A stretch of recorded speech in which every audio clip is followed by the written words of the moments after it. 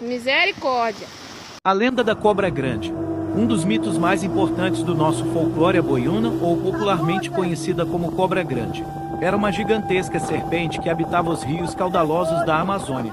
Ligada à grave criação do mundo, a aboiúna podia mudar o curso das águas e dar origem a muitos animais.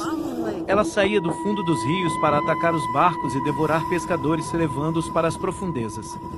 Diz a lenda que a boiúna engravidou e teve 2 filhos, Maria Caninana e Honorato, que podiam virar gente ou cobra. Como Honorato era bondoso e sua irmã cruel, os dois lutaram até a morte.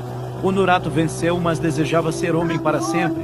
Para isso, um soldado corajoso precisou causar um ferimento em sua cabeça com uma lâmina virgem, e assim foi salvo de sua maldição.